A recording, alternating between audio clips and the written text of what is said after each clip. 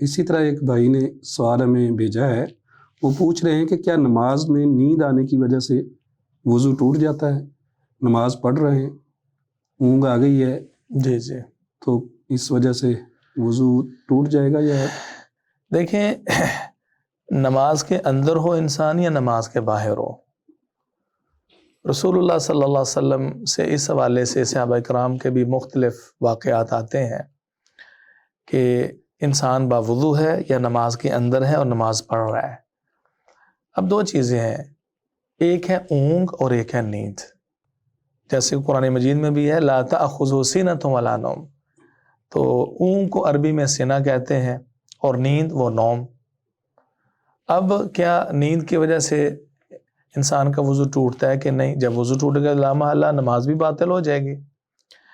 تو فقہا کے اس میں مختلف اقوال ہے، کچھ تو کہتے ہیں کہ نیند اگر تھوڑی ہے، نوم یسیر ہے، پھر تو کوئی حرج نہیں ہے، اور اگر نوم کثیر ہے یعنی زیادہ نیند ہے جس کو ہم گہری نیند سے تعبیر کر سکتے ہیں، تو پھر وضو ٹوٹ جائے گا۔ صحیح۔ بعض کہتے ہیں کہ اگر اس نے ٹیک لگا کے سویا ہے تو پھر تو وضو ٹوٹ جائے گا، اور ویسے بیٹھ کے یا کوئی سہارا نہیں ہے پھر نہیں ٹوٹے گا، یعنی اس طرح کا فرق کرتے ہیں۔ بعض کہتے ہیں اگر لیٹ کے سو گیا تو پھر ٹوٹ جاتا ہے، لیٹ کے نہیں سویا تو پھر نہیں ٹوٹے گا۔ یہ کچھ اقوال ہیں، لیکن رسول اللہ صلی اللہ علیہ وسلم کی احادیث کی روشنی میں جو راجح موقف ہے، جس طرح کہ صفوان بن عسال رضی اللہ تعالیٰ عنہ کی یہ حدیث ہے، ترمذی میں 89 نمبر ہے اس کا، وہ کہتے ہیں رسول اللہ صلی اللہ علیہ وسلم نے ہمیں حکم فرمایا تھا کہ جب ہم بحالت سفر ہوں تو 3 دن اور 3 راتیں ہم موزوں پہ مسح کر سکتے ہیں، الا من جنابت،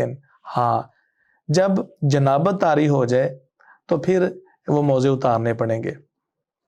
اور پھر حدیث کے اندر یہ بھی الفاظ ہیں وَلَٰكِن مِّن غَائِطٍ وَبَوْلٍ وَنَوْمٍ، لیکن بول و براز اور نیند کی وجہ سے موزے اتارنے کی ضرورت نہیں ہے۔ مقصد یہ ہے کہ ان چیزوں کی وجہ سے انسان کا وضو ٹوٹ جاتا ہے۔ نبی صلی اللہ علیہ وسلم نے لفظ نوم نیند بولا ہے، جس سے پتہ چلتا ہے کہ جب انسان کو نیند آ جائے تو پھر اس کا وضو ٹوٹ جاتا ہے۔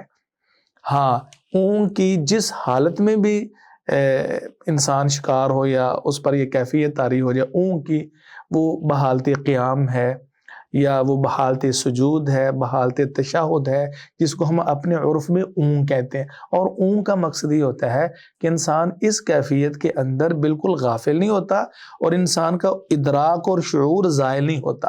اور نیند میں کیا ہوتا ہے کہ انسان غافل ہو جاتا ہے، شعور زائل ہو جاتا ہے۔ تو شعور یا حواس انسان کے جس حالت میں بھی گم ہو جائیں، ختم ہو جائیں، اس کا وضو ٹوٹ جائے گا۔ نماز میں یہ ہوتا ہے نا، بعض اوقات یعنی بندہ گیا ہے سجدے میں، خصوصاً جو ہمارے طالب علم ہوتے ہیں پڑھتے ہیں، یعنی صبح اٹھ کے جلدی، تو فجر کی نماز پڑھ رہے ہیں تو سجدے میں گئے تو سو گئے، جب تک دوسرا ساتھی کون ہی نہیں مارتا تو وہ یعنی بیدار نہیں ہوتے، تو اس کا مطلب ہے کہ اس کا وضو پھر ٹوٹ گیا۔ یقیناً یہی میں بات کہنا چاہ رہا ہوں۔ اگر میری پورے کلام کا لب لباب یا خلاصہ یوں بیان کیا جائے تو میں یہی کہوں گا کہ نیند، جس کو علماء کرام نے ہلکی یا گہری نیند سے تعبیر کی ہے، ہلکی سے مراد ہے اونگ، انسان جو کچھ بات ہو رہی ہوتی ہے اس کو سن رہا ہوتا ہے، اس کے حواس قائم ہوتے ہیں اگرچہ آنکھیں بند ہوتی ہیں، لیکن نیند جو ہے اس میں انسان ہوش و حواس کھو بیٹھتا ہے، جس کو ہم اپنی زبان میں کہتے ہیں نا سو جاتا ہے، اس حالت میں وضو ٹوٹ جاتا ہے۔ جزاک اللہ خیر۔